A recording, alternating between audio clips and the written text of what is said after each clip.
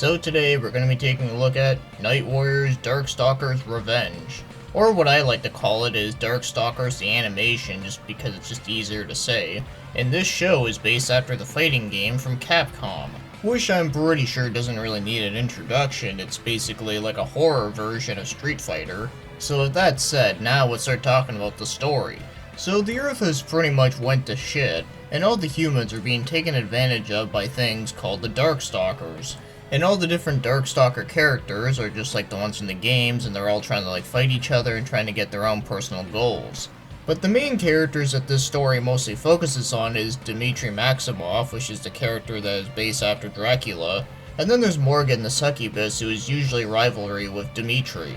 And then there's Donovan Bane, who is a Dhampir, but at the same time of being a Dhampir, he also is a Buddhist monk. And then there's Haishinko, who is basically a vampire from Chinese folklore, which is also known as Jiangxi. And the last main character is Anita, who is actually an original character for the show. And basically she's a little girl that has some mysterious powers within her, and she mostly travels around with Donovan. So those are just the main ones. Of course you do get to see other ones like Felicia, John Tybin, Lord Raptor, and Bishamon, who do make some relevance to the story, where there's a couple other characters that are in here that don't really have an impact on it at all. I'm talking about ones like Anakuris, Rico, Sasquatch, and Victor, where you do see them in the show, but they're more or less just cameos. Alright, so now let's get back to the story. So while all the Darkstalkers are fighting against each other, there's also someone else who interrupts the whole thing, and that happens to be an Aztec robot called the Hutzil. I'm not entirely sure how to pronounce it. Well, basically all you gotta know is that there are a bunch of robots that say humanity isn't worth saving, so they end up just trying to destroy the world. And because of this, all the main Darkstalker characters have to team up against each other, whether they like it or not, to try to stop these fools.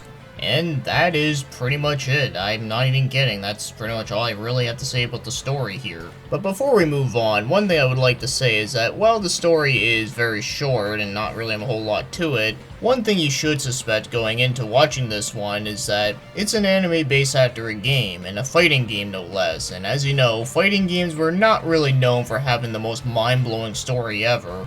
So that's one thing you should keep in mind, but anyways, I'll get back to this in a moment there, so for now, let's start talking about the other things, like the animation. And oh man, the animation here is fucking amazing. So everything looks exactly what you would suspect if you've played the games before. So everything is pretty dark and gritty, the characters look just as great as they do in the games, and the fight scenes are just really awesome. But I guess that's another thing you should suspect from a fighting game being turned into an anime, is that the fight scenes are just really awesome to watch. So I'll say it now, the animation in this show is easily the best part, and it's very much top notch. So now let's move on to the music. And as again, the music here is actually really freaking good. In fact, some of the music is actually pretty recognizable, which is always well and good, and it definitely does sound really good. And interesting enough, the ending theme of this show is actually the opening in the Japanese version of DarkStalkers The Night Warriors. So that is pretty awesome. And with that said, I really can't think of any complaints I have with the music, so really, as again, it's definitely some really good shit. So now, when it comes to the voice acting within this one, for the most part, it's actually quite good. So Paul Dobson is playing Dmitry, which is actually really well done. He actually suited that role really well. And then Morgan is being played by Kathleen Barr, and who also does do a pretty good job. And then you have Donovan, who is being played by Ari Solomon, who I think does do a pretty decent job. Not as good as the other two, but still pretty good. And then Haishinko is being played by Nicole Oliver, who also does do a pretty good job. And as for the rest of the cast, everyone else is either pretty good or just alright. Surprisingly enough, there's actually no roles within this one that I found to be really awful. But probably the worst voice within this show, if I had to pick one, would probably have to be Bishamon being played by Don Brown. It's not really that bad, it's more of the fact that there's just so much voice echo to it is that it's really hard to understand him. But other than that though, I find that the voice acting here is actually surprisingly pretty good if I say so myself. But at least they did do the main cast just right. So now, let's start moving on and talk about the score. But before I reveal the score, one thing I would like to mention here is that this one is a little bit hard to rate. The reason why I say it's hard to rate is because of a few things. One, the overall story for this show is kinda mediocre. Even though I didn't went into it knowing that the story wasn't going to be anything great, I still found that the story itself was just kinda meh. but at least all the characters were done really well for what they had to work with. And everything else about it, like the animation, the music, and hell, even the voice work, whether you're watching in Japanese or English, is actually done really well. Now, the other thing that's also kind of hard for me to rate this one is that, because I am a fan of the DarkStalkers series, I think it's actually a really fun fighting series, I did somewhat enjoy this one, but mostly for the fight scenes and such. So I can't really say the same thing for someone that's watching this that has never played the games or just never really knew much about them. So here's my score. I'm gonna give it a 6 out of 10.